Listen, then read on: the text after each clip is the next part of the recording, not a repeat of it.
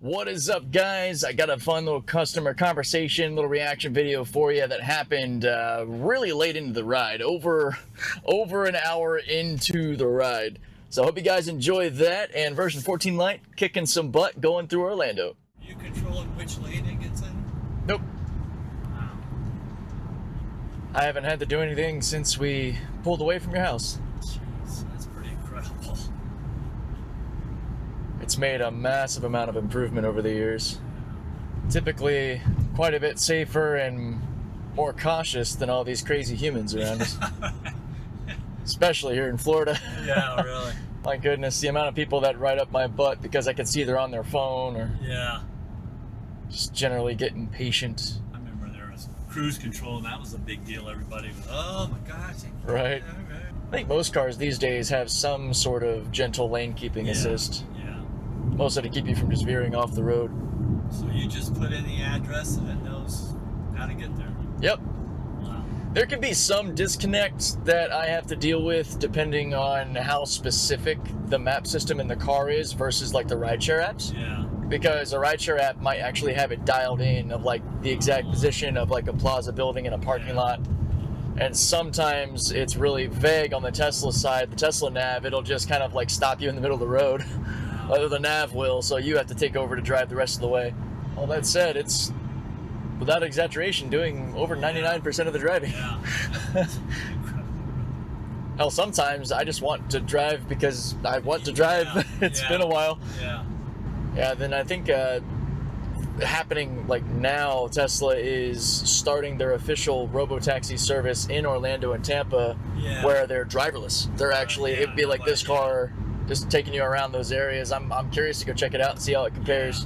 But there's a very real chance that in several years from now, they might completely displace and kill traditional Uber and Lyft between Waymo and Tesla and these other self-driving services.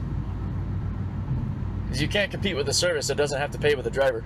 It takes some getting used to it. Hell, I'd be grabbing a wheel every time. I want to argue with it or something. I will definitely say that it is a bit harder to sort of give up control when you're the driver. Yeah. It's a little bit easier when you're kind of riding along. The first couple of times that I, was choosing to give up control, it's what I would call a butt pucker moment where you're like, I don't know. But the car grabs control with such confidence that it kind of like puts you back like, oh, there's no, like, you don't feel like it's drifting or loose at all. It's just, especially on a highway, confident. Stop and go like this. It's pretty incredible. This is the most fatigue relieving for me, honestly, is dealing with highway traffic. Yeah. Especially because it will keep its distance. It sees all around us with all the external cameras and all. So there are no blind spots on this thing. Versus us, constantly having to adjust.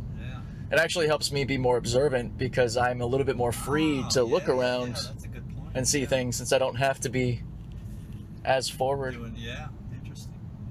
It's funny when it does. It's almost like giving you some extra senses. It used to be a much better conversation starter a couple of years ago too. It's not too often that a conversation like this happens because most people are just kind of used to it, in their own world, or I think most still don't realize what's happening. Yeah. Because it's at a point where it's so good that don't think to question it. Especially in the past, I used to just rest my hand here. Yeah. You would never know. Yeah. Unless you knew Tesla well enough to know that it's in the mode with the blues or whatever, like you knew what to look for. Yeah.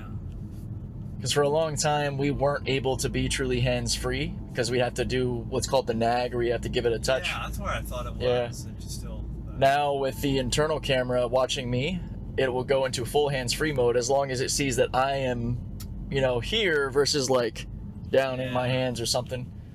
Now, I bet to your point earlier about giving up control, when I get into a driverless version of one of these, I'm curious to how I'm going to feel. Yeah, that's true. Because here I still have that control feeling, because I can take over, I have that confidence, but not being in this seat with nobody, it's like, oh, this might be a little tense. Yeah. Is this your first time experiencing a Tesla in self-driving? Well, in the mode like you're in. Yeah, the self-driving mode, What's your honest opinion? It's pretty incredible. Pretty good. seems to be working really well. I mean, if you're... Yep. And this is actually in its most aggressive mode. It's in hurry mode, because you can actually go all the way down to sloth mode, which will really back it up. Control, yeah. You can give it some parameters to like park at the destination or pull over, and you have your drive modes, and so even in its most sort of aggressive mode, it's this chill. Let's see if Elon can pull that off with rocket ships now. I know. I can't wait to see Starship launching out of the Cape. Yeah, that's on my list, yeah. I will definitely be pivoting some of my content to cover that, because that'd be incredible. I wish I could make it to Texas to watch all the advancements with Starship and Starbase. I haven't had the latest update of this software, like actually here in Orlando. It looks pretty simple, but I'm curious to how it'll take us back. If it looks like we're not going to the right spot for your drop-off, I'll take over. So, this is actually kind of a good example here. So the drop-off for the Rideshare app shows the little roundabout, whereas the basic nav is just kind of pointing over here. I wonder if I can specify, though, if I just tap that pin and see what it does. Yeah, there we go. Okay, so I was able to edit it to take us pretty much right up to the same... Is that correct? The loop, the roundabout for drop-off, you know? I think so. Okay. I just get to the right area when you get me there, but man. At least there's a quick way to correct. Now, I wonder how a vehicle that doesn't have someone to do that... Yeah, oh yeah. You know, if you might just kind of be like, pull over here or hit a button or something. Yeah, that's a good point. Those little nuances for pickup and drop off. Yeah. It actually took a while to get to this point, which is something you might not think about unless you know that in the past it would always get into the far right turning lane. That presents a problem if your next maneuver is a left turn. Left, right. It took a surprisingly long amount of time for it to actually know how to properly stage which lane to be in for the next maneuver. Especially if it's this busy. Imagine it trying to fight its way, lane changing too. Yeah, well, just like you were saying, if you're doing it yourself, you're watching all these other cars coming and going, and which lane, where am I going to turn? Yep. I'll be curious to see if I won't have to help it get into this turn lane, just because of this congestion. Well, I appreciate the ride and appreciate the lesson. Yeah, appreciate the conversation. It's Yeah, there we go. Love it. Opportunity arise, no problem. I don't know if I could give up control, but like you say, after you've done it a little bit of time, and you get your confidence on it. Well, a good example of that is actually my wife. Boy, when this was first out, she was the most like, I will never use that in my, like, ever. She's like, I didn't get a car for something else to drive it for me. And over years of experiencing it and seeing it, now if we're on the way to the movie together, the car's driving itself, she doesn't even think about it. Wow. But she was adamantly opposed at first. So it's one of those things that'll take time. Yeah. You might turn it on because you need a few minutes to get something you dropped. And then, you know, that 10-second experience of you being okay just kind of adds to the confidence booster. Yeah. Start using it more and more. I've had a lot of incentive to push it because I've always been... I was in early access testing for this stuff, you know, years ago, and built a YouTube channel around talking to people and showing people the technology, so I have more reason to always use it. Yeah. They know how to appeal to a gamer like me too, because now there's actually a streak, like for how long you can go without driving yourself, which is kind of cool. Adds a little gamification to it. You're like, all right. And the electronics are pretty reliable. I mean.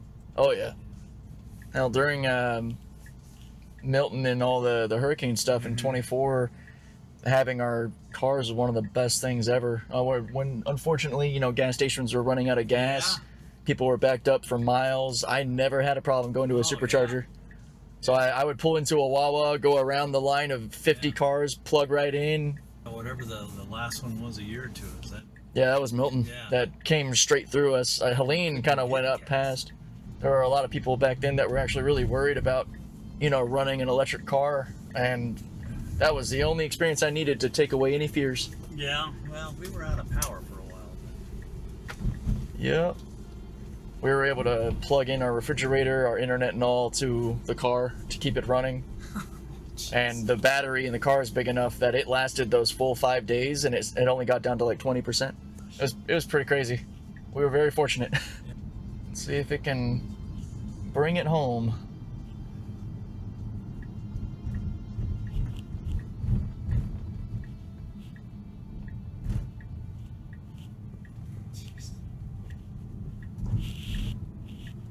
As long as that's not blocking our path, which I don't think it is. Okay.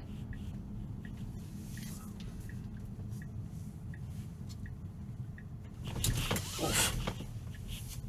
There we are. All right, thank you. Yeah, my pleasure. All right, so it's just that button there at the top. You just push that down and perfect. All right, thanks. Yeah, have a wonderful day. There we go. That was a fantastic ride. That was a very long ride. That full drive was over an hour. It was like an hour and 20 minutes, and the conversation didn't really start until like the last 15 minutes or so of the ride. So that is, that's how it is, man. That's how sometimes it can be. I try to have myself recording just in case I pick up those fun, organic conversations. Had I just given up thinking that this individual wouldn't want to talk, then that would have never happened. We wouldn't have had this video. I hope you guys enjoyed that. I will catch you next time.